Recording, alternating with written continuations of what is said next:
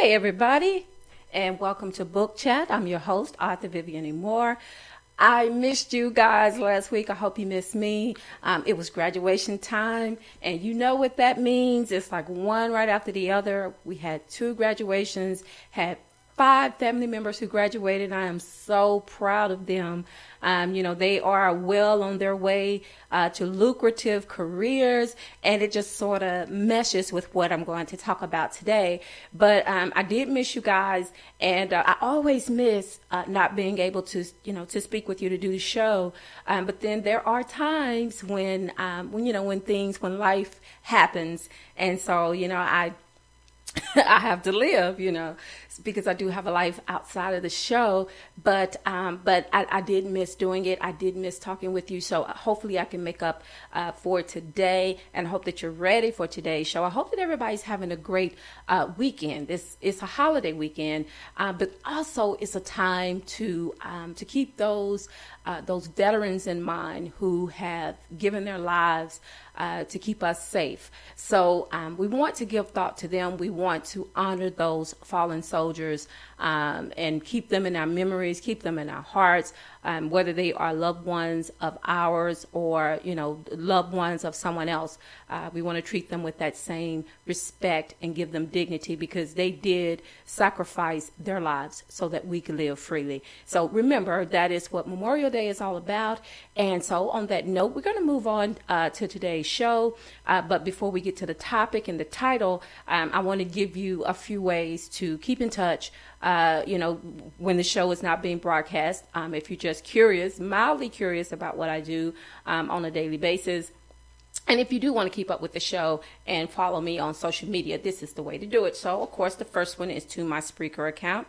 And that one is https://www.spreaker.com/user/author Vivian E. Moore. You can also follow me on Facebook, and that is https://www.facebook.com/author Vivian E. Moore. You can also follow me, like me, on Twitter. My Twitter handle is God's Property 46. You can also check me out on Instagram. That is https://instagram.com/God's Property 51. And also check out my website, which is https://vivianmoore.wixsite.com/author Vivian Moore. And you can also check out today's blog on Blogger, which is at vivianemore.blogsite.com. And for 2 additional ways for you to listen to the show live or listen to it recorded, you can go to iHeartRadio Podcast, and you can also go to iTunes, and all of those, both of those, where everything is listed on my Instagram account.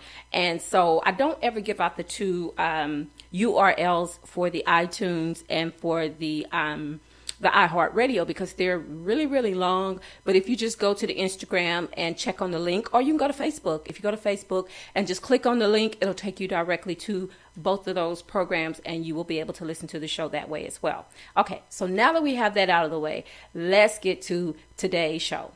The title of today's show is 50/50, and the topic is getting back what you invest in your career. When we think of the term 50/50, it immediately makes us think of marriage. Well, it does me anyway. But 2 halves that make one whole. Well, if you think about it, marriage is a career effort for most everyone who've entered into holy matrimony. And just to talk about that just for a minute, I just want to go back to the wedding last week. I don't know if you guys caught it, but the royal wedding, it was so beautiful. I can't stop talking about it. And I still click on links about it, because I'm just enamored with that couple, because it signifies so much. And it just shows you how much the times have changed and how open, some people's minds are to different things. And so they've made an investment, even against all the odds, because of the race separation and all of these things. But everybody is just so forthcoming and so warm toward them and their union. So I can't help but talk about it since I mentioned marriage. But anyway, let's get back to this topic. But, what if we thought of our jobs or artistic passions, the way most consider marriage as a lifelong plan, something that they have invested time, patience, and hope into. This isn't a bad idea and can be most rewarding when you make the right decisions based on your investments. Everything isn't centered around money. So I don't want you to get the wrong idea. Keep in mind, I am not a financial planner and I hold no degrees when it comes to this career advice. I am, however, a person who believes that you reap what you sow. Not only is this a biblical principle, but it's also an economical one. Ask any farmer who plants on a yearly basis. They may seem to toss a few seeds here and there, but you can bet they are well placed to ensure that come harvest time will produce bumper crops. The same applies to how we invest in our own careers. We all want great returns for our investments. It just makes sense. Nonetheless, what you put into the effort largely determines the benefits on the back end. Let's consider writing as another example.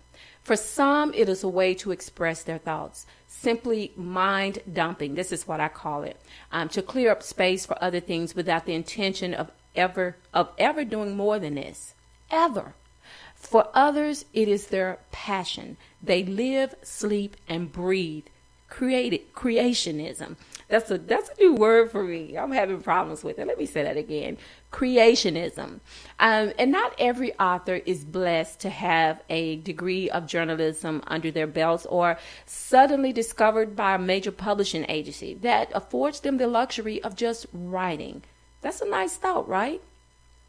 And I'm not saying that they haven't invested time into their careers, but for the less fortunate who work day and night at their craft, it's a much different story. This is where investing in your careers come into play. Now, even after you've sunk thousands of dollars and uncountable hours into becoming the next bestseller, doesn't necessarily mean that you will see any major profit right away. Anything worth having is worth working for and waiting on. I always say, and it's true. If you approach the idea of success with a mediocre effort, expect to receive the same when it comes time for the reward. Having lucrative careers comes with a price. You must work hard, plan well, and make wise investments. Are you familiar with the term GIGO? It is a computer programming terminology, but it means garbage in, garbage out.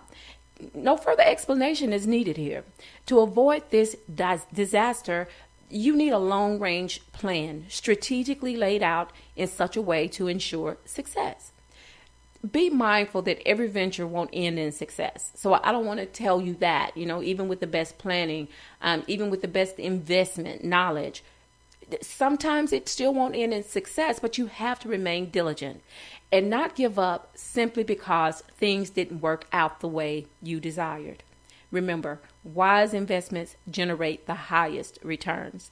All right, folks, that's all I have for you today. And I hope that you found something meaningful from the show today, that it was helpful to you in some form or fashion. When these ideas come up, I just run with them. And so I thought, well, this is a good thing to talk about. 50-50 because, I'm a self-published author. So that means that, what I invest in my career, it's a lot. I invest a lot of time in my writing. I invest money into the publishing of my books. And so, and I want to make more than just what I've invested, on that just one project. I want to be able to, to do it right. And I didn't talk about this in the show, but I want to talk about it now. If you put a little bit in on something, if you don't make it the best, if you don't make it look professional, as if you handed it off to a publisher and they did all the work, people will notice. And so that's not going to go anywhere. You just have a pile of something that, that's not sellable. But when you think of it as an investment. That means you're going to put everything that you have, whether it's time wise or financial wise or whatever it is that, to make it the best work, then that's what you do, because it is an investment. You may not see it as that, but it is an investment in your career. And, and once you go all the way with that, once you, make it look as professional as possible, then, people, they notice that. So that means that, you need to get editing done. You need to make sure that it's done by a professional editor that will treat it as if it is their work that they're editing for you. You want to make sure that, if you want to get book covers and things like that, you want to make sure that you get the best designer out there to put the best book covers, because I'm going to tell you, book covers is what sell the book before one person ever opens up that flap to read the introduction to that book. They'll look at that front cover, and I know this because I'm guilty of it. I used to do this all the time before I actively started writing. Whenever I went to purchase a book, I would always look at the book cover, and if the book cover was pleasing aesthetically to me, then I would always get the book. I would flip it over and read what the story was about, and then I would get the book, because I knew that whoever did this book, they took a lot of time into making sure that it would stand out. And that's what you want to do. You want to make sure that your work stands out, that it speaks for itself, because people will remember. And, if they get a raw deal the first time, they are not likely to go back and, and read something else that you put out ever again, because it's like, well, why should I read this? It's a bunch of junk. I'm not reading this. It was full of errors and the cover looked cheap, and, and you don't want that. Good first impressions are important. And I'll tell you that straight away. They are important. So when you put your best work out there, because think about it, you've spent all of this time, all of this. Well, if you spent the money on making sure, and not just trying to push something out, because let me tell you, I've seen so many authors out there that, because I get a lot of ebooks, but I get to see the covers of those ebooks. And, and sometimes the covers are just so generic. And then, the writing may be good, but then it's just chunk full of errors. And I'm like, okay, that's a turnoff when you're reading something, because that lets me know that the person who edited, if they self-edited, they didn't do it right. They didn't take time to go back and read through to make sure that each one of those lines were perfect. And let me just say, I understand that, even with, 10 sets of eyes on one manuscript, sometimes there still will be errors, but they will be minimalized. But if you don't do that, if you don't go back and proofread what's been edited, then, that's on you. Even if you're sending it off for editing, you need to go back and read it and make sure that everything makes sense, make sure that everything has been edited properly. And if you make changes, that is another reason when you get it back to check again, to proofread it again, and make sure that the additional editing that you requested that wasn't taken care of the first time got taken care of the second time. So you need to keep tracks of that. You need to, whenever they send it back to you, you need to make sure you copy that. Copy it, save a copy for yourself so you can see what you're sending back to them. And then once they send it back to you, you can put it side by side to make sure that they've made all of these changes. Because let me tell you, it's important to your career as a writer to make sure that you always put your best foot forward in all that you do, and not just in a writing career, but any career. You need to make sure that that you give your best, because that's what you're supposed to do.